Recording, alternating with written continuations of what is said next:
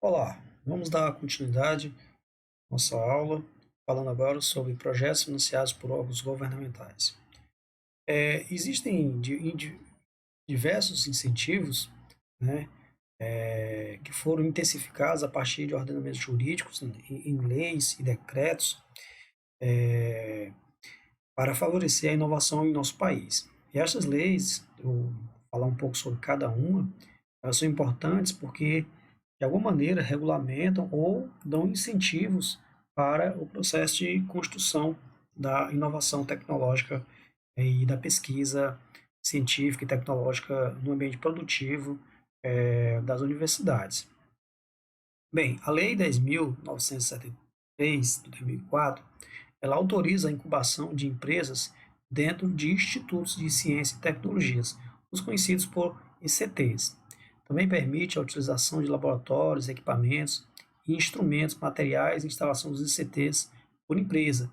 Isso é um ponto importante, porque antes não havia essa regulamentação, leis claras que pudessem definir esses processos de contratação, de utilização de equipamentos, dos equipamentos de laboratórios, por empresa, causando uma certa dubiedade e confusão no entendimento quanto a esta questão.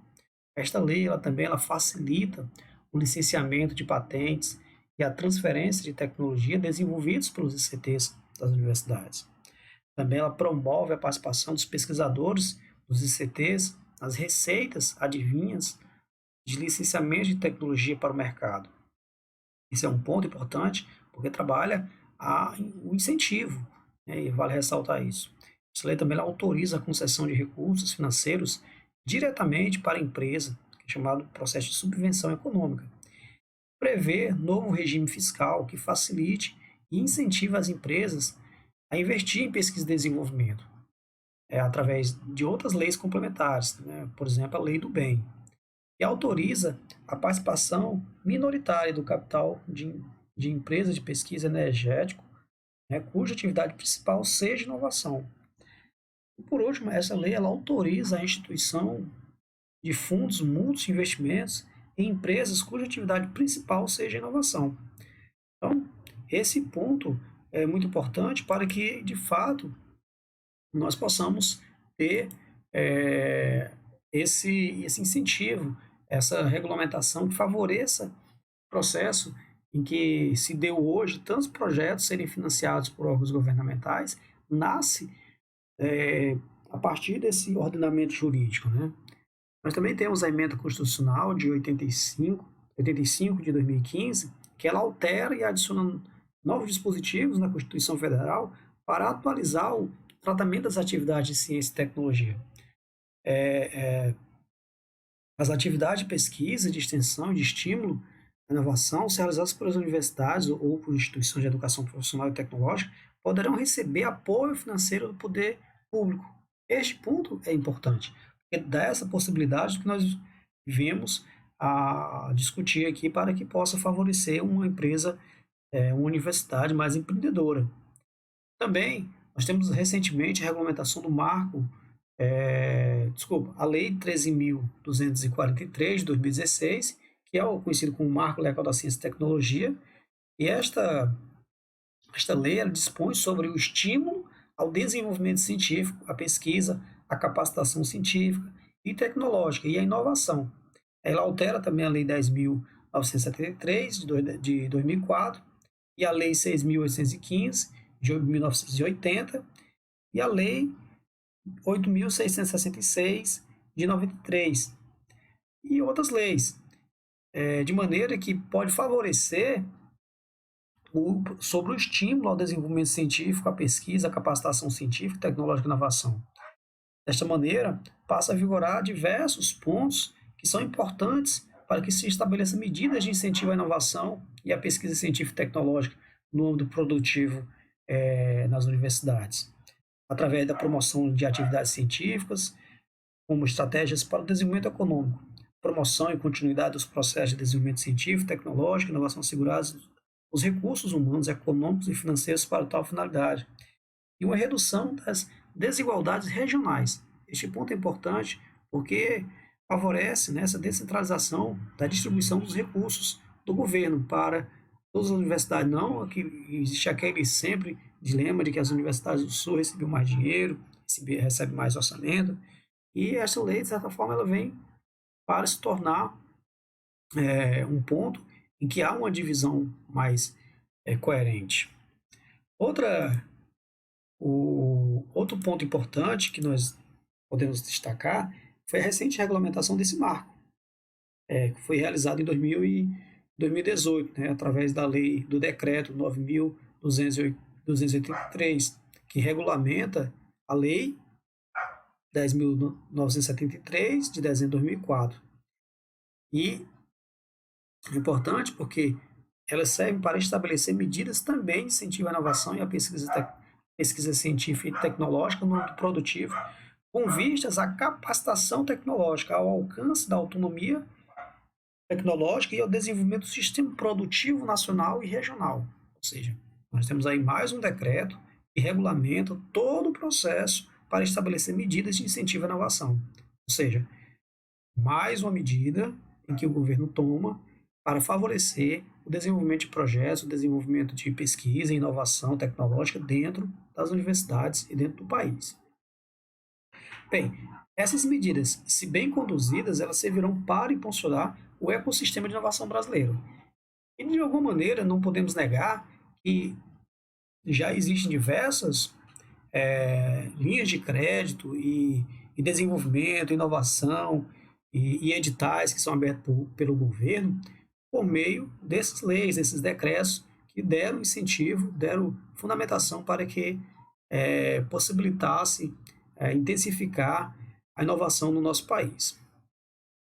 Logo, a partir dessas leis e decretos, surgiram outras leis para, de fato, regulamentar e esclarecer pontos de como se daria esse processo de inovação, né? O incentivo, a promoção da inovação tecnológica dentro da universidade ou dentro do nosso país.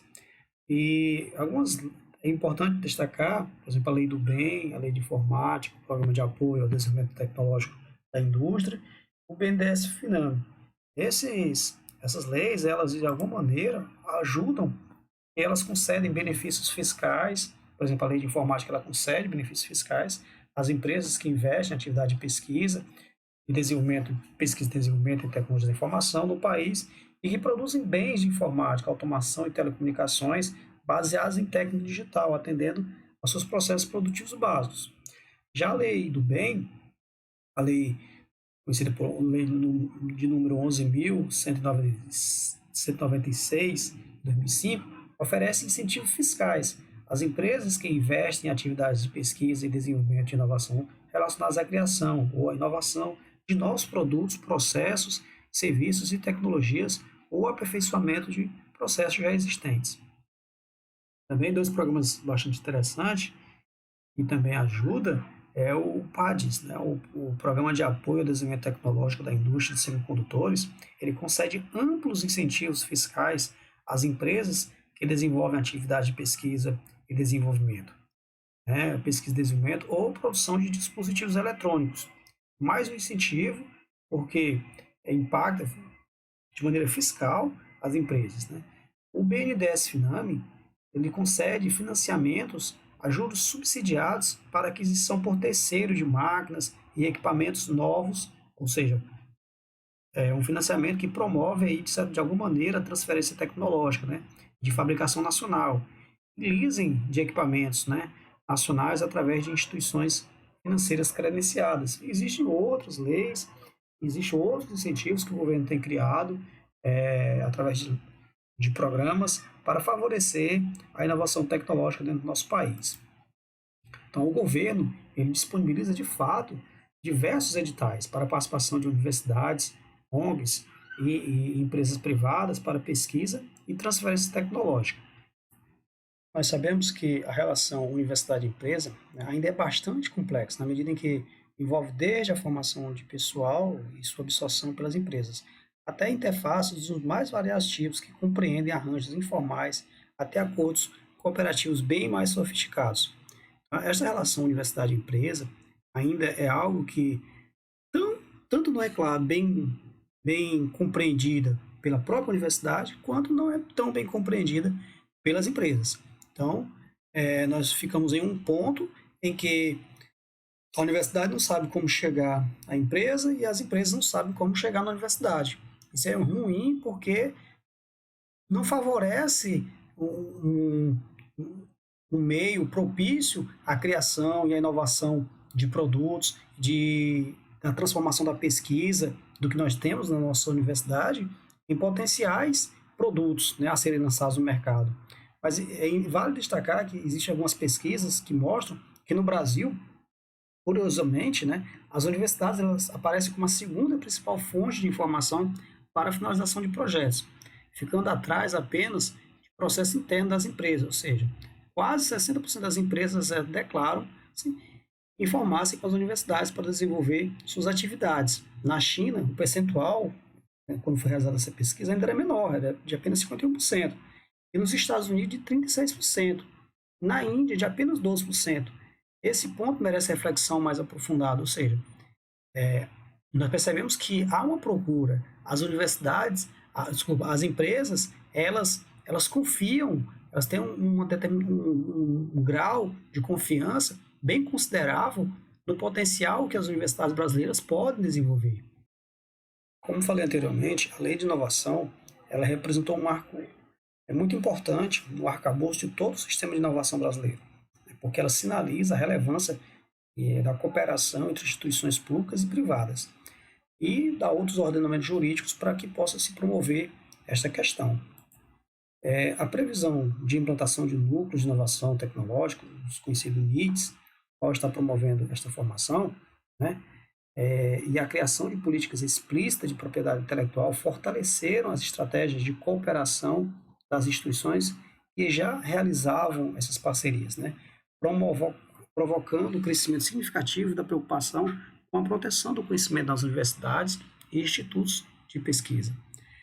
Uma vez que acontece parcerias, são firmadas parcerias da universidade com institutos, com empresa, precisa de alguém que possa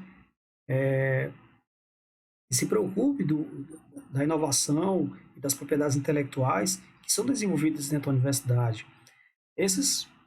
Os polos de inovação também foram outras maneiras que favoreceram a inovação e possibilita a termos uma universidade mais atual, uma universidade empreendedora. As fundações de pesquisa também possibilita a realização de projetos firmados através de convênios, né? Então, a relação entre empresa e universidade no Brasil ela é tão intensa quanto os Estados Unidos, de acordo com os estudos que a gente viu anteriormente.